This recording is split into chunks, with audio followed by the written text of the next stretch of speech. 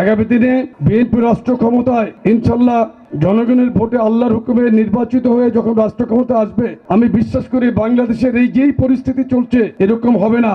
বাংলাদেশে আমি আপনাদেরকে গ্যারান্টি দিতে চাই, বিএনপি রাষ্ট্র ক্ষমতায় আসলে আল্লাহর হুকুমে জনাব তারেক রহমান উনি প্রধানমন্ত্রীর দায়িত্ব নিলে যদি কোনো অন্যায় করে কেউ পার পায় তখন আপনারা আমাকে ডাকবেন, কোনো অন্যায়কে উনি প্রশ্রয় দিবেন না। আমি আপনাদেরকে এটা গ্যারান্টি দিয়ে বলতে চাই, কোনো ধরনের বিশৃঙ্খলা করে কেউ পার পাবে না, কোনো অন্যায়কারী পার পাবে না ইনশাল্লাহ। উনি প্রত্যেকটা ব্যাপারেই কিন্তু সজাগ দৃষ্টি রাখছেন। এখন কিন্তু রাষ্ট্র ক্ষমতায় আমরা নাই, এখন প্রশাসনে আমরা নাই, কিন্তু বুঝতে হবে আমরা নির্বাচন কেন চাচ্ছি, মানুষের জনগণের অধিকার আদায়ের জন্য আমরা নির্বাচন চাচ্ছি। নির্বাচনের মাধ্যমে জনগণের ভোটের অধিকারের মাধ্যমে যখন কেউ রাষ্ট্রীয় ক্ষমতা আছে তখন তার জনগণের প্রতি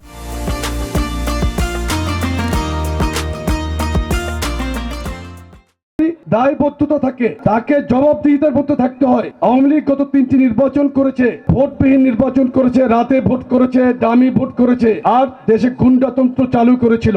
এই নারায়ণগঞ্জে আওয়ামী লীগের সন্ত্রাসী বাহিনীরা যে অত্যাচার করেছে, শামীম ওসমান সহ শামীম ওসমানের পরিবার, অয়ন ওসমান, আজমেরি ওসমান, শাহ নিজাম এবং তাদের যে দোসররা এই এলাকায় যে গুন্ডামি করেছে, বিএনপি রাষ্ট্রীয় ক্ষমতা আসলে কেউ পারবে না ইনশাল্লাহ।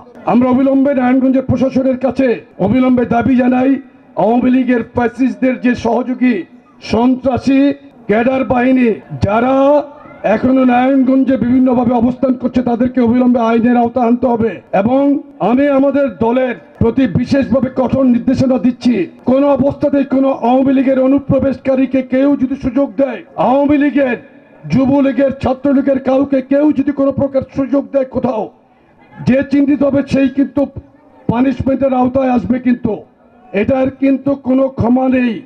কেউ যদি গোপনে অন্যায়ভাবে ফ্যাসিস্টদের সহযোগিতা করতে চায় তারা অবশ্যই চিহ্নিত হলে আমরা ব্যবস্থা নেব।